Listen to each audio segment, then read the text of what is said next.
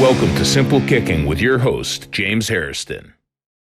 Jack Fox, this is the second time you've joined the Special Teams Lounge, and this time you're not walking around with XFL balls. Yeah, there you go. Yeah, all NFL balls now. A mid-season review, dude. Can you believe this is happening? No, I can't believe any of it, to be honest with you. It's all been a whirlwind, but it's been really fun, so I'm going to keep on trying my best. So is this one of those things where time flies when you're having fun, or does time fly because you're blacking out and you're a rookie? Yes. I'll go with both of those. But yeah, no doubt, time's flying. Already halfway through the season. No COVID positive test, right? Nope, not yet, man. Fingers crossed. Fingers crossed. This is great. This is great news. You're staying negative, but your punting has been a positive for the Detroit Lions. Oh man. I got nothing to say to that. I mean, I don't either, dude. I'm watching your film and I'm going, who the hell is this guy? Yeah, I kind of am too, to be honest with you. I mean, all right, let's start off with a little story. So you're backed up, I think on your own like 12-yard line, and you get a ground ball from the long snapper.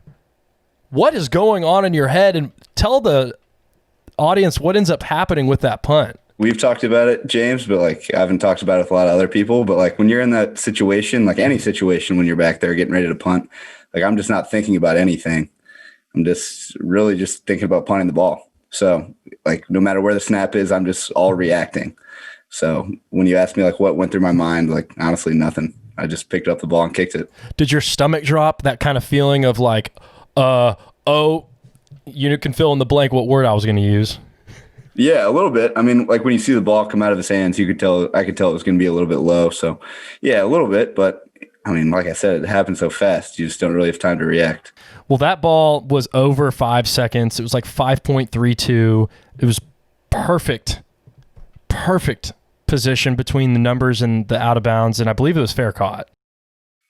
Yeah, it ended up being a good situation for the Lions. So you're a rookie, and you are just punting the ball. Whether it's a good snap or a bad snap, hey, Jack C ball, Jack punt ball. Yeah, there you go. Yeah, just trying to keep it simple. Simple kicking, simple punting. This is Jack Fox. He's the starting punter for the Detroit Lions. He is currently leading the NFL in gross yardage. He's leading the NFL, I believe, in net yardage too. And another thing that Jack's come up with is the 5-second tracker.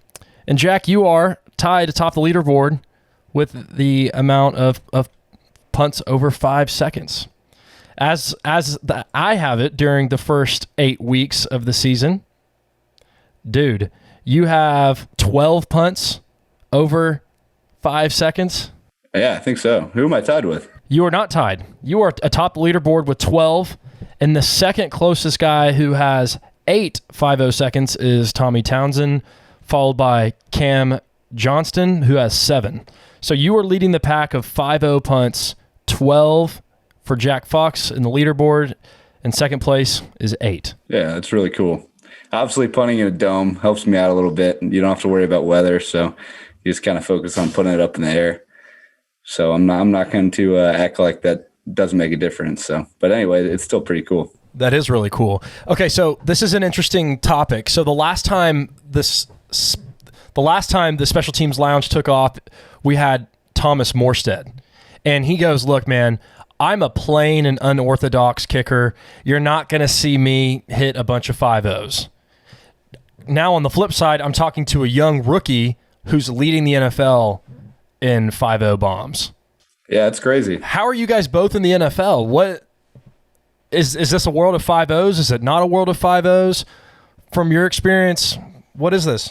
Yeah, no, I think that's one of the really cool things about punting in the NFL that obviously a lot of people don't understand is like everybody's so different, and we all punt differently, and we have like a different mindset out there. But so far, I've just been out there trying to kick the ball as hard as I can, and if 5.0s are what's coming from that, so be it. So, what do you think you and Thomas have in common then?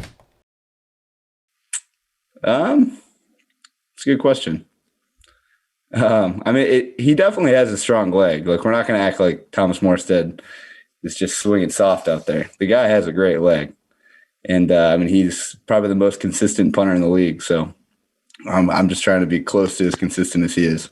And he said one of his mentors, a guy named Frank Gans Sr., he was a legendary special teams coach in the NFL and in college. And he said, Coach Gans said the following: your A ball is what's going to get you a look, but it's your B ball that's going to keep your job forever. I like that.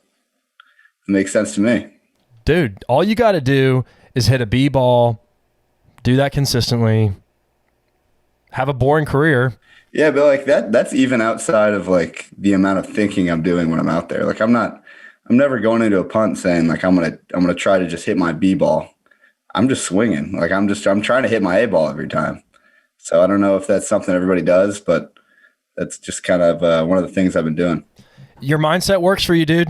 I mean, look, you're 9-10 games into your rookie season, and some people in the NFL are like, who the hell is Jack Fox? Yeah, it's pretty cool, especially talking to you, how we obviously you coached me a little bit at Rice when I was a freshman. So just going back to those days, a lot's changed, but I think we can both laugh about it, about how far we've come. So one of the things that we always laughed about were the 10 demandments and the 10 Ds, which were essentially from dodgeball, which was from Patches O'Houlihan, which was like the 5 Ds, I think. I think it was the 5 Ds. I think it was diligently do drops daily. There's one more D in there. I don't remember. That was your thing, man. It's Detroit now. That's what the D's got you. Got you to D Detroit. Here's another funny story. I remember as a freshman doing scout punt for the punt return team at Rice. You would put your iPad like 3.5 yards on your iPad. I've got to buy a new one. And of course, I hit all my punts terribly. I didn't turn anything over because I was worried about breaking an iPad. But that's a pretty funny story too. Wait, what happened with the iPad again? You put it like on the ground, like 3.5 yards in front of me during a team period of punt, and told him if I break it, I got to buy you a new one. But I wonder why. Why was that the case? I guess my steps were too big, man. Gosh, and now the steps aren't too big, are they, Jack?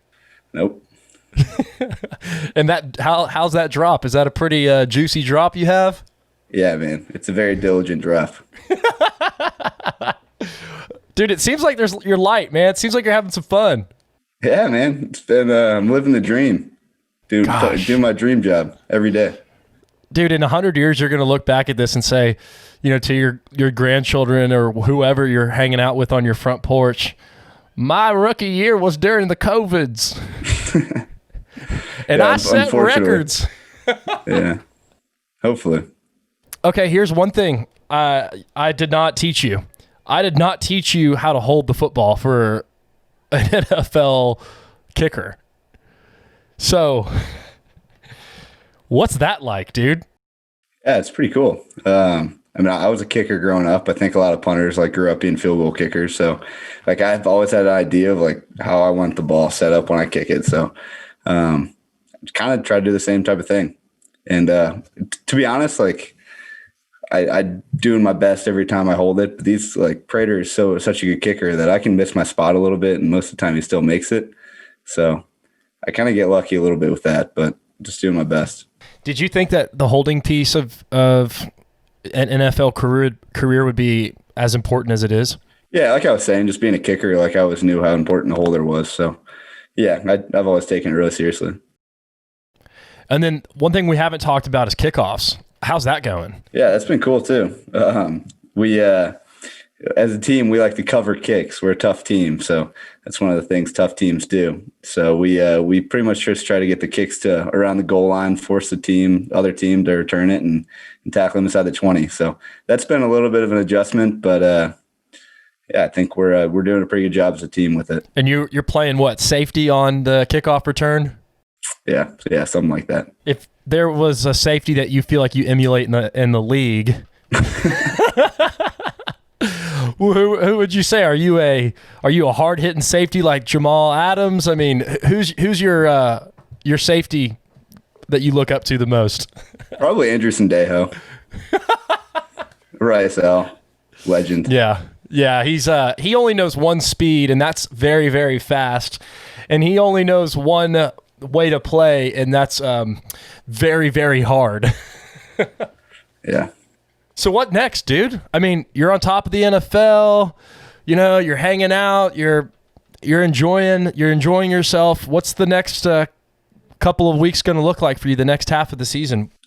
Hopefully it's going to look a lot like the last few weeks. Just trying to take it one punt at a time and one day at a time, and see where it goes. Wow, sounds like Austin McNamara. He's the punter at Texas Tech, dude. The guy is like 6'4", super lanky, but he can just absolutely bomb a kick. And I saw that he had like an 87-yard punt or something. 87-yard punt, and the guy is not having much protection in front of him this year in terms of his personal shield or whatever. And when I asked him kind of the same thing, like, how do you bounce off a freshman year where you are All-American? He's like, I mean, dude, I'm just trying to hit the next ball pretty well. It's not that complicated. Yeah, man. That's a great way to put it. I mean, Thomas Morstead, he's been in the league for a long time because he's trying to hit B balls. There's people out there that are listening, especially from the punting perspective, who, man, they try hard, they're gritty, etc. What would you have to say to those guys that aren't punting the best that they want to be punting right now?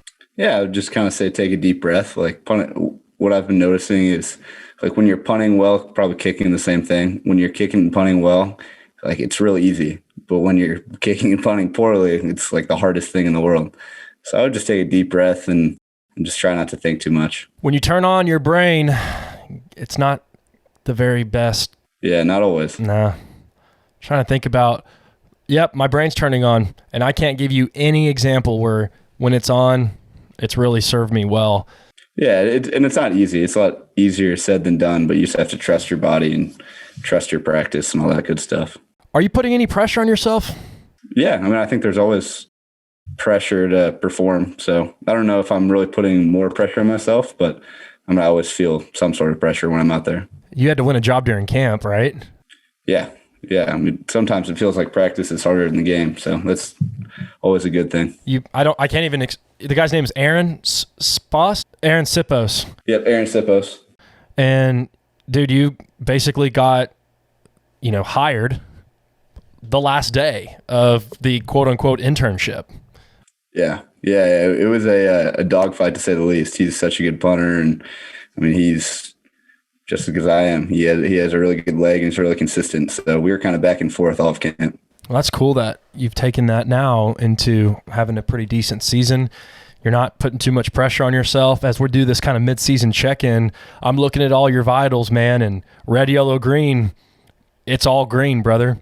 I appreciate it, man. It all started with you back at Rice in 2015. Oh my gosh. Well, you were just a little hatchling, and it was time to get out of the nest. And you've turned in quite into an NFL owl. You can't spell Rice without NFL now. Oh man, sure. Dude, how bad do you want to throw a pass in the NFL? Yeah, I want to throw one pretty bad. Did you complete one at Rice? Yep, one for one. Okay, so you've completed a couple passes, I think, in high school as a as a quarterback, because that was your primary position. Mm-hmm. You've got one in college. You didn't play any XFL games right? Did you play any XFL games? Nope. So hopefully we get one here soon. That would be sweet. Okay, so what's the plan if you score a touchdown from that throw? If I score a touchdown, I'm punting the ball in the stands as far as I can. Are you going to be holding for the extra point? Yeah, and we're going to be 15 yards back, so I'm going to get a penalty. or it's going to be 15 yards back on the kickoff. No, it'll be the PAT. Dude, I'm so proud of you. This is awesome. Like you asked earlier, like, man, can you believe this is happening? And part of me thinks, yeah, this really does make a lot of sense. But then part of me is just like, dude, this is bonkers. Yeah, it's wild. It's so crazy, and I think you understand that as much as anybody else. So, yeah, it's so cool though. Gosh, well, hey, dude, just keep enjoying what you're doing. Do your thing. Just keep it going. Yep, absolutely. Yeah, and I'll see you this offseason, buddy. Yeah, dude. All right, Jack Fox, the Special Teams Lounge Part 2 of the 2020 NFL season. He's doing great. As you can hear from him, the dude is doing his thing, and that's all. Pretty boring. I appreciate it, buddy. Do your drops, kids. Yeah, do your drops, kids. If you enjoyed the content, man, drop a like, comment, or even subscribe. It would be really cool to hear from you. Also, you can find Simple Kicking on Instagram, Twitter, Facebook, and even TikTok.